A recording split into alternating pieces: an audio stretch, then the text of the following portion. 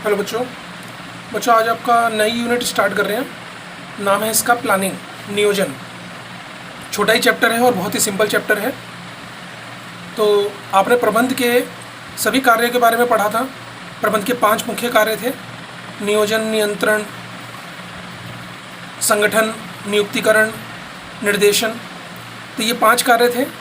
तो इनमें जो सबसे पहला वाला काम होता है वो होता है योजना बनाना, जिसको हम प्रॉपर टेक्निकल लैंग्वेज में क्या बोलते हैं, नियोजन करना। तो कोई भी प्रबंधक किसी भी काम को करने से पहले, कोई भी कंपनी वगैरह खोलने से पहले, या किसी भी उद्देश्य को निर्धारित करने से पहले, या किसी भी टारगेट को अचीव करने से पहले, या लाभ वगैरह कमाने से पहले, सबसे पहले क्या करता है, अपने आगे वाले भविष्य के लिए, अपने आने वाले भविष्य के लिए पहले कुछ ना कुछ योजना बनाता है। उसी चीज़ को हम क्या कहते हैं, नियोजन। आप भी देख सकते हो कि अपने घर के अंदर भी, या आप जो पढ़ाई कर रहे हो, तो आपने 11th में अकाउंटेंसी ली, बिजनेस स्टडी ली, मतलब आपने कॉमर्स लिए, तो आपका भविष्य के लिए कुछ ना कुछ योजना आपने बनाई होगी कि भविष्य में सीए करना है, या फिर CWA करना है, या फिर CS करना है, या BCom करनी है आगे, या तो टीचिंग लाइन में जाना चाहते हैं आप, या फिर अकाउंटेंट बनना चाहते हैं। तो ये जो भविष्य के बारे में पहले से सोचना, तो इस चीज़ को हम क्या कहते हैं, नियोजन करना। तो कंपनी का प्रबंधक योजना बनाता है भविष्य को देखते हुए। उसके अंतर्गत वो क्या करता है कि क्या करना है भविष्य में, आखिर हमें करना क्या है। मान लीजिए एक फैक्ट्री चल रही है, लेकिन हम दूसरी फैक्ट्री खोलना चाहते हैं। तो दूसरी फैक्ट्री किस चीज़ की खोलें? जो हम पहले से प्रोडक्ट बना रहे हैं, क्या उसी चीज़ की खोलें, या फिर कोई नया प्रोडक्ट बनाना चालू करें? तो क्या करना है, इसके बारे में पहले डिसाइड किया जाता है। फिर अगर हमने डिसाइड कर लिया, तो फिर कैसे करना है उस चीज़ के बारे में सोचेंगे। तो क्या करना है, कैसे करना है, कब से स्टार्ट करना है, और कौन कौन करेगा, मतलब कितने लोगों के द्वारा किया जाएगा, किसके माध्यम से किया जाएगा। तो इन सब चीज़ों के बारे में पहले से निर्धारण करना, इसी चीज़ को हम क्या कहेंगे, नियोजन। जैसे मैं अपने वाले एग्जांपल को ही लेकर के चलता हूँ। मान लीजिए मेरी शर्ट की फैक्ट्री है, और एक फैक्ट्री ऑलरेडी मेरे पास चल रही है। उसमें मेरे पास 10 मशीनरी है और 50 लेबर मेरे पास काम कर रही है। तो 10 मशीनरी प्लस 50 लेबर और एक 100 गज के मेरे पास, मतलब एक छोटी सी फैक्ट्री है जिसमें 10 मशीनरी रखने की जगह है, छोटा सा गोदाम भी है उसके अंदर, और मैं अपना काम कर रहा हूँ। टोटल पूरे साल की मेरी 1 करोड़ रुपए की टर्नओवर है। 1 करोड़ रुपए की मेरी सेल हो जाती है इस मेरी वाली फैक्ट्री में। अब मैं चाहता हूँ कि एक फैक्ट्री और खोलना। तो अब आप कहोगे सर फैक्ट्री खोल लीजिए, कोई प्रॉब्लम थोड़ी ना है, पैसे अगर हैं आपके पास तो केवल पैसा होना या पैसे लोन पर मिल जाना, यही सब चीज़ें नहीं होती। मेरे को ये डिसाइड करना है कि अगर मैं एक फैक्ट्री और खोलना चाहता हूँ, तो सबसे पहले मैं क्या चीज़ सोचूंगा कि क्या मैं शर्ट की ही फैक्ट्री खोलूँ, या जीन्स की फैक्ट्री खोलूँ, या कोई और काम स्टार्ट करूँ। तो बहुत सारे विकल्प मेरे सामने होंगे, क्योंकि मैं अपने काम को आगे बढ़ाना चाहता हूँ। तो काम को जो बढ़ाना है वो किस फील्ड में बढ़ाना है? क्या मैं शर्ट की फैक्ट्री एक और खोल लूँ, या प्लस जीन्स की फैक्ट्री खोलूँ नई, या फिर कोई बर्तनों का काम स्टार्ट कर दूँ, या मार्केटिंग का काम चालू कर दूँ, या प्रॉपर्टी डीलिंग का काम चालू करूँ। बहुत सारे 50 विकल्प मेरे सामने हैं। तो मुझे उनमें से डिसाइड करना पड़ेगा कि मुझे वास्तव में किस चीज़ का काम करना है। तो उसके लिए मुझे योजना बनानी पड़ेगी। तो बहुत सारे विकल्पों में से किसी एक सर्वोत्तम विकल्प का चयन करना, ये मेरे लिए क्या कहलाता है, नियोजन। फिर क्या करना है ये डिसाइड कर लिया, फिर कैसे करना है। जैसे मान लीजिए मैंने अब दूसरा काम करने की सोची कि शर्ट की फैक्ट्री तो ऑलरेडी है ही, अब मुझे दूसरी चीज़ खोलनी चाहिए, यानी कि बर्तनों का काम कर लेना चाहिए। जो यूटेंसिल्स वगैरह हैं, जो घर में जो बर्तन प्रयोग होते हैं, कढ़ाई, गिलास, और ये अपना क्या नाम है, और दूसरे बर्तन, प्लेट, चम्मच वगैरह, इनका काम स्टार्ट करना है। तो फिर अब ये बात आ जाएगी, फिर कैसे करूँ मैं इनके लिए? क्या मैं मशीनरी खरीदूँ, या लेबर से काम करवाऊँ, या लेबर प्लस मशीनरी दोनों को मिला करके करूँ? तो उसके बारे में डिसाइड करना पड़ेगा, उसके बारे में योजना बनानी पड़ेगी। फिर अगर बर्तनों का काम करना, ये डिसाइड हो गया, लेबर प्लस मशीनरी इन दोनों का प्रयोग करूँगा, ये भी डिसाइड हो गया। तो मुझे अब ये डिसाइड करना है कि कब से स्टार्ट करना है। अभी से स्टार्ट करूँ, या 6 महीने बाद से करूँ, या 1 साल बाद से करूँ, या कुछ और समय बाद करूँ। तो इस चीज़ के बारे में भी सोचना पड़ेगा। जब ये डिसाइड हो जाएगा, तो फिर ये ध्यान रखूँगा कि किसके द्वारा किए जाने, कितनी लेबर में लगाऊँ, कितनी मशीनरी लगाऊँ। तो इन सब चीज़ों के बारे में पहले से निर्धारण करना, इन सब का पहले से निर्धारण करना ही नियोजन कहलाता है। तो आई होप आपको इसका अर्थ क्लियर हो गया होगा, इसका मीनिंग क्लियर हो गया होगा। अब इसकी प्रकृति या फिर इसकी विशेषताएं, नियोजन की प्रकृति पूछो या फिर इसकी विशेषताएं पूछो, एक ही बात है। मेन कैरेक्टरिस्टिक, तो सबसे पहली कैरेक्टरिस्टिक है, ये मैंने 2nd नंबर पे लिख दिया, लेकिन आप इसे 1st नंबर पे डाल सकते हो। यह प्रबंध का सर्वोपरि कार्य है। ये सबसे पहला काम है जो प्रबंध के अंतर्गत किया जाता है। प्रबंध आपको पता ही है मैनेजमेंट करना, तो मैनेजमेंट का जो सबसे पहला काम है वो क्या है, नियोजन करना। तो आप इसकी एक्सप्लेनेशन बुक से लिखेंगे, जिन पे मैं आगे डैश डाल रहा हूँ इसका मतलब बुक से आपको खुद ही इस पर एक्सप्लेनेशन ढूंढनी है। और यहाँ जो मैंने एक एक लाइन लिख रखी है इनकी भी एक्सप्लेनेशन पूरी कंप्लीट आपको बुक से देखनी है। तो यह प्रबंध का सबसे पहला कार्य है, इसके बाद ही सारे कार्य स्टार्ट होते हैं। इसके बाद संगठन किया जाता है, उसके बाद नियुक्तिकरण, फिर निर्देशन और लास्ट में फिर नियंत्रण। तो एक एक करके सभी कार्यों के ऊपर प्रॉपर यूनिट बनी हुई है, चैप्टर बने हुए हैं। तो इसमें सबसे पहला चैप्टर हमारा नियोजन का था। तो प्रबंध के 5 कार्य हैं तो 5 चैप्टर हैं आपके, ये ध्यान रखिएगा।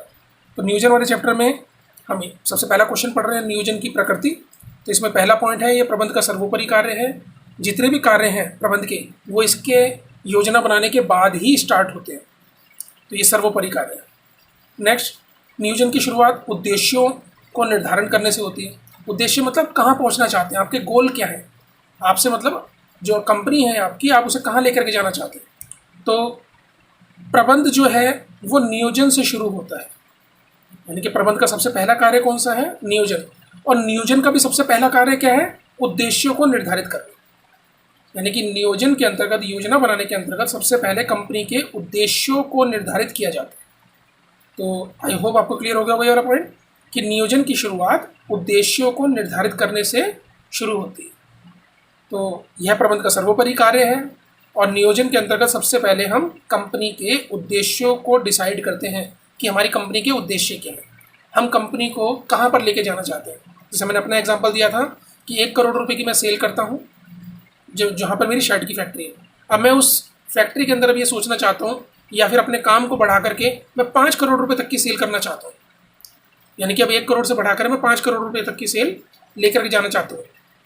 तो 5 करोड़ रुपए तक की सेल, ये मेरा क्या हो गया, टारगेट। अब इस टारगेट को अचीव करना, मैं 5 करोड़ की जगह 10 करोड़ भी कर सकता था, 3 करोड़ भी कर सकता था, 4.5 करोड़ भी कर सकता था, लेकिन मैंने जो 5 करोड़ ही डिसाइड किया, ये नियोजन के अंतर्गत क्या कहलाएगा, उद्देश्य को निर्धारित करना। कि फैक्ट्री में मेरा उद्देश्य क्या है, 5 करोड़ रुपए की सेल तक पहुंचना फिलहाल के लिए।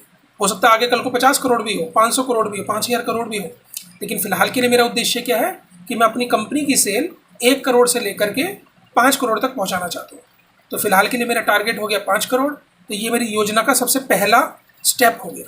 सबसे पहला जो सीढ़ी है मेरी क्या बन गई, नियोजन के अंतर्गत उद्देश्यों को निर्धारित करना। थर्ड पॉइंट है, नियोजन हर जगह है। सर्वव्यापक का मतलब नियोजन हर जगह है, हर जगह आपको नजर आएगा। हर जगह नजर आएगा मतलब कि प्रबंध के चाहे उच्च स्तर हो, चाहे मध्य स्तर हो, चाहे निम्न स्तर हो, हर एक प्रबंधक, सबसे ज़्यादा तो खैर नियोजन उच्च स्तर के लोग करते हैं, उच्च स्तर के प्रबंधक करते हैं, लेकिन मध्य स्तरीय प्रबंध में भी नियोजन पाया जाता है। वो अपने निम्न स्तर के लोगों को जो कार्य देंगे उसके लिए योजना बनाते हैं कि किस व्यक्ति को कौन सा काम दिया जाए, कौन व्यक्ति इस काम के लिए सबसे ज़्यादा अप्रोप्रिएट है। जो निम्न स्तर के प्रबंधक हैं, जिसे हम सुपरवाइजर वगैरह भी कहते हैं, फोरमैन वगैरह भी कहते हैं, टीम क्लर्क वगैरह भी कहते हैं, वो लोग अपने कर्मचारियों को काम देने से पहले ये डिसाइड करते हैं कि काम किस व्यक्ति को दिया जाए या किस काम को कौन सा व्यक्ति सबसे अच्छा कर सकता है, तो उसके लिए भी वो योजना बनाते हैं। तो प्रबंध के अंतर्गत आपको नियोजन हर जगह नजर आएगा, यानी कि प्रत्येक स्तरों पर नजर आएगा, प्रत्येक प्रबंधक द्वारा नजर आएगा। तो नियोजन हर जगह होता है, नियोजन सर्वव्यापक है। नियोजन सतत है। सतत का मतलब होता है लगातार चलने वाला कार्य। सतत का मतलब कॉन्टिन्यूअस, लगातार चलने वाला। तो नियोजन कभी भी बंद नहीं होता। आपने एक टारगेट डिसाइड किया, उस टारगेट को अचीव करने के लिए और योजनाएं बनाई, फिर बाद में उस टारगेट को अचीव कर लिया, टारगेट को प्राप्त कर लिया, फिर आप नेक्स्ट योजना बनाओगे, उसके बाद उसको प्राप्त कर लोगे, फिर नेक्स्ट योजना बनाओगे। तो नियोजन हमेशा चलने वाली प्रक्रिया है, यानी कि केवल 1 या 2 बार करके ही नियोजन समाप्त हो जाता है, ऐसा नहीं है। नियोजन हमेशा चलता रहता है। फिर नेक्स्ट है नियोजन भविष्यवादी है। नियोजन का मतलब होता है योजना बनाना। जो काम आप भविष्य के लिए सोच करके रखते हो उसी को हम कहते हैं योजना बनाना, यानी कि नियोजन। और नियोजन पूरी तरह से भविष्य के ऊपर निर्भर है, यानी कि आप भविष्य के लिए तो योजना बनाते हो। आपने अपना टारगेट बनाया कि 5 करोड़ रुपए की सेल लेकर के जानी है। 5 करोड़ की सेल हो गई है ऐसा नहीं कहते आप, अगर हो गई है तो वो पास्ट टेंस है। आप फ्यूचर के लिए योजना बनाते हो, तो फ्यूचर मतलब भविष्य। तो भविष्य के लिए आपने जो योजना बनाई है, इसलिए इसे क्या बोला जाता है, आगे देखने वाली प्रक्रिया भी कहा जाता है। और हमेशा नियोजन भविष्य के लिए ही बनता है, इसलिए इसको भविष्यवादी, भविष्य के लिए पहले से सोचने वाली क्रिया भी कहा जाता है, या फिर इसे आगे देखने वाली प्रक्रिया भी कहा जाता है, क्योंकि आप भविष्य में क्या होने वाला है उसके बारे में पहले से अनुमान लगाते हो। आप पूरी तरह 100% तो कुछ भी डिसाइड नहीं कर सकते, भविष्य अनिश्चित है, लेकिन आप पहले से अनुमान लगाते हो कि भविष्य में ऐसा ऐसा करेंगे हम तो ऐसा ऐसा रिजल्ट आएगा, हम इतना माल खरीदेंगे, इतना माल बनाएंगे तो हमारे को इतना प्रॉफिट होगा, हम अपनी कंपनी की सेल इतना करेंगे तो इतना हमारे को प्रॉफिट होगा। तो आप भविष्य के लिए पहले से योजना बनाते हो, इसलिए इसको भविष्य के लिए आगे देखने वाली प्रक्रिया भी कहा जाता है। नेक्स्ट है, नियोजन में निर्णय लेने का कार्य शामिल है। जब आप योजना बनाते हो तो आपके सामने बहुत सारे विकल्प होते हैं। जैसा अभी मैंने स्टार्टिंग में ही बताया था आपको कि आप अपनी सेल को 5 करोड़ तक लेके जाना चाहते हो, तो आप हो सकता है कि शर्ट की फैक्ट्री ही एक और खोल लो, या जीन्स की फैक्ट्री खोलो, या बर्तन बनाने का काम करो, या प्रॉपर्टी डीलिंग का काम करो, या मार्केटिंग का काम करो, या कुछ और काम करो, स्टेशनरी की शॉप खोलो, मतलब कुछ भी आप कर सकते हो। तो बहुत सारे विकल्प आपके सामने हैं, तो आप सभी विकल्पों को तो एक साथ नहीं चुन सकते ना, तो आपको उन सारे विकल्पों में से किसी एक विकल्प का चुनाव करना पड़ता है। या तो आप बर्तन की फैक्ट्री खोलो, या जीन्स की फैक्ट्री खोलो, या शर्ट की फैक्ट्री खोलो, या फिर प्रॉपर्टी डीलिंग का काम करो, या मार्केटिंग का काम करो, या स्टेशनरी की शॉप खोलो, या स्टेशनरी का काम करो, पब्लिशिंग हाउस खोलो। बहुत सारे आपके सामने काम है, तो उन सारे कामों को आप इकट्ठा नहीं कर सकते, आपको उनमें से किसी एक काम को चुनना पड़ेगा जिसमें आपको सबसे ज़्यादा बेनिफिट नज़र आ रहा है। तो आपने इन सब में से किसी एक काम को उठाया, तो ये आपने क्या किया, निर्णय लिया ना। आपके निर्णय लेने की क्षमता जितनी अच्छी होगी उतना ही आपका नियोजन अच्छा रहेगा। तो आपने सभी कार्यों में से एक चीज़ का निर्णय लिया, इसलिए क्या बोला जाता है कि योजना बनाने में निर्णय लेने का कार्य शामिल होता है। जैसे आपने बर्तन बनाने की फैक्ट्री करने का डिसाइड कर लिया, तो निर्णय लिया ना, आपने डिसीजन लिया। सभी कार्यों में से आपने, सभी विकल्पों में से आपने एक कार्य को चुन लिया, तो चुन लिया मतलब निर्णय लिया। तो नियोजन करते समय आपने निर्णय का कार्य भी किया, इसलिए क्या बोला जाता है कि नियोजन में निर्णय लेने का कार्य भी शामिल होता है। नेक्स्ट है, यह एक मानसिक कार्य है। ये तो सिंपल ही पॉइंट है, डेफिनेशन से या हेडिंग से ही क्लियर हो गया होगा आपको कि इसमें मेंटल एबिलिटी वाला काम होता है। कोई भी आप योजना बनाते हो, चाहे छोटे लेवल पर चाहे बड़े लेवल पर, तो योजना बनाते समय बहुत कुछ सोचना पड़ता है, क्या करना है, कैसे करना है, कब करना है, कौन करेगा। तो ये सभी कार्य मानसिक क्रियाएं कहलाती है। तो नियोजन टोटली मेंटल एबिलिटी वाला काम है, मेंटल एक्सरसाइज है एक प्रकार की। तो ये पूरी तरह से मानसिक कार्य है, नियोजन करना इतना आसान काम नहीं होता। तो सारे पॉइंट मैंने आपको समझाए, इसको आप इस क्वेश्चन को प्रॉपर्ली नोट्स बनाओगे बुक से। नेक्स्ट क्लास में नेक्स्ट क्वेश्चन चालू करेंगे।